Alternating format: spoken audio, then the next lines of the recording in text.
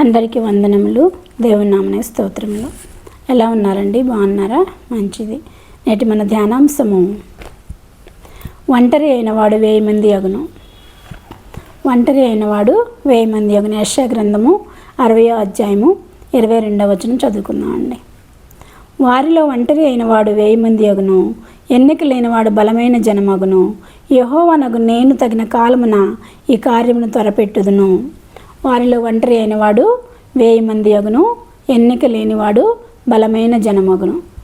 ఇక్కడ దేవుడు తగిన కాలంలో త్వరపెట్టి మనల్ని ఆశీర్వదించే దేవుడు. మనం ఈ లోకంలో ఒంటరిగా ఉన్నామని బాధపడవలసిన అవసరం లేదు, భయపడవలసిన అవసరం లేదండి. దేవుడు మనల్ని ఒంటరిగా ఉన్నవారిని 1000 మందిగా చేయగలిగిన దేవుడు. ఇక్కడ బైబిల్ గ్రంథంలో ఎవరిని దేవుడు అలాగూ ఆశీర్వదించాడో చూద్దామండి. అబ్రహామును ఒంటరిగా ఉన్నప్పుడు దేవుడు పిలిచాడు. మీ తండ్రి అయిన అబ్రహాము సంగతి ఆలోచించుడి, మిమ్మల్ని కనిన శారాను ఆలోచించుడి. అతడు ఒంటరి వాడుగానే నేను అతన్ని పిలిచి తిని, అతన్ని ఆశీర్వదించి అతన్ని పెక్కుమంది అగునట్లు చేసి తిని. ఇక్కడ అబ్రహాముని ఒంటరిగా ఉన్నప్పుడు పిలిచాడు దేవుడు. పిలిచి నిన్ను నీ సంతానమును ఇసుక రేణువులంత విస్తారముగా విస్తరింప చేస్తాను అని వాగ్దానం చేశాడు. అంతేకాదు, అబ్రహామును ఒంటరిగా ఉన్నప్పుడు పిలిచి ఆకాశం వైపు చూపించి ఆకాశ నక్షత్రములను లెక్కించమని చెప్పాడు. అప్పుడు అబ్రహాము నేను లెక్కించలేను అని అన్నాడు. అప్పుడు దేవుడైన యెహోవా తండ్రి ఏమన్నాడంటే, నీ సంతానమును ఆకాశ నక్షత్రములంత విస్తారము చేసేదను అని అన్నాడు. అలాగున అబ్రహామును ఆశీర్వదించి పెక్కుమందిని చేయటం జరిగింది. అందుకే ఇప్పుడు ఎవరైతే రక్షణ పొంది బాప్తీసం తీసుకుంటారో వారందరూ కూడా ప్రభునందు విశ్వాసం ఉంచిన ప్రతి ఒక్కళ్ళు కూడా అబ్రహామునకు సంతానం కిందకి వస్తారు. ఆ రీతిగా లెక్కించుకుంటే ఆకాశ నక్షత్రములంత విస్తారముగా అబ్రహాం సంతానాన్ని దేవుడు ఆశీర్వదించాడు. అలాగనే మనం కూడా ఈ లోకంలో ఒంటరిగా ఉన్నామని బాధపడవలసిన అవసరం లేదు. దేవుడు మనల్ని విస్తరింపచేస్తాడు, తగిన కాలంలో విస్తరింపచేస్తాడు. తగిన కాలంలో త్వరపెట్టి మనల్ని విస్తరింప చేయగలిగిన సమర్థుడు మన దేవుడు. ఇంకా ఎవరిని విస్తరింపచేశాడో చూద్దామండి. సంసోను ఒంటరి వాడే. ఫిలిప్తీయులు 1000 మంది, 10,000 మంది, ఎక్కువ మంది, ఎంతోమంది ఫిలిప్తీయులు సంసోను మీద కోపంతో ఉండేవాళ్ళు. ఎంతోమందిని ఇక్కడ సంసోను జయించాడు. ఒక్క దవడ ఎముకతో అనేక మందిని చంపివేసినాడు, 1000 మందిని చంపివేసి ఉన్నాడు. కాబట్టి ఇలాంటి బలం ఎవరిచ్చారు సంసోనికి?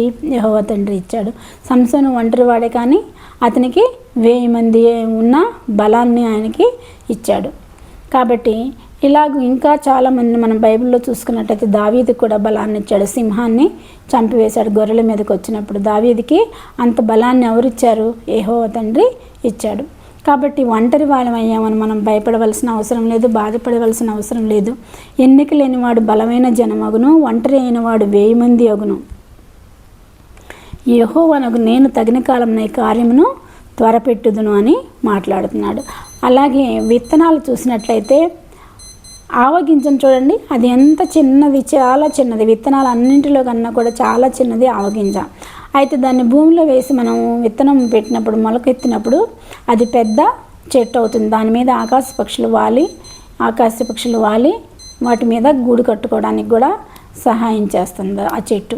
కాబట్టి దేవుడు మనల్ని ఆశీర్వదిస్తే మనం ఇతరులకి ఆశీర్వాదకరంగా దేవుడు మనల్ని ఆశీర్వదిస్తాడు. దేవుడు మనల్ని మాత్రమే ఆశీర్వదించడు, మనము ఇతరులకు కూడా ఆశీర్వదించబడేలాగా ఈ ఆవగింజ చెట్టు ఎలా ఆకాశ పక్షులకి గూడు కట్టుకునేలాగా ఉంటుందో అలాగే మనల్ని కూడా దేవుడు ఆశీర్వదిస్తాడు. మనం 10 మందికి ఆశీర్వదించబడే వాళ్ళలాగా దేవుడు మనల్ని ఆశీర్వదిస్తారు. కాబట్టి మనము ఒంటరి వారమని దిగులు పడవలసిన అవసరం లేదు. దిగులుగా ఒంటరి వారైన వాళ్ళు 1000 మంది అగును, ఎన్నిక లేనివాడు బలమైన జనము అగును.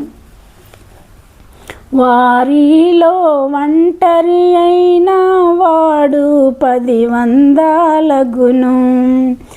వారిలో ఒంటరి అయిన వాడు 10 వందలగును. ఎన్నిక లేని వాడు బలమైనటి జనమగును. ఎన్నిక లేని వాడు బలమైనటి జనమగును. లెమ్ము తేజరిల్లుము నీకు వెలుగు వాచి ఉన్నది. లెమ్ము తేజరిల్లుము నీకు వెలుగు వాచి ఉన్నది. యెహోవా మహిమ నీపై ప్రకాశముగానుదయించే.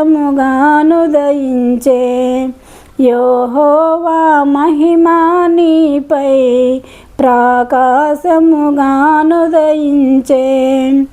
లెమ్ము తేజరిల్లుము నీకు వెలుగు వాచి ఉన్నది. లెమ్ము తేజరిల్లుము నీకు వెలుగు వచ్చి ఉన్నది. రాజులు నీ యొక్క అధికారం కిందకి వస్తారు. ఎప్పుడైతే నువ్వు ఒంటరి వాడవని దిగులు పడకుండా యేసయ్యను ఆనుకుంటావో అప్పుడు నిన్ను బలమైన జనముగా చేస్తాడు. ఎన్నిక లేని వాడిని బలమైన జనముగా చేస్తాడు యేసయ్య. ఒంటరి అయిన వాడిని 1000 మందిగా చేస్తాడు.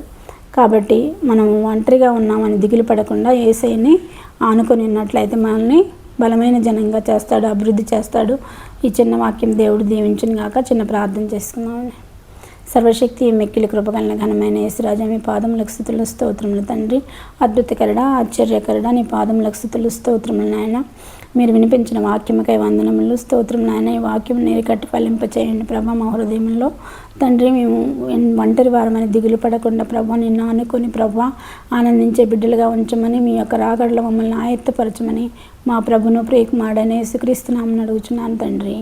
ఆమేన్.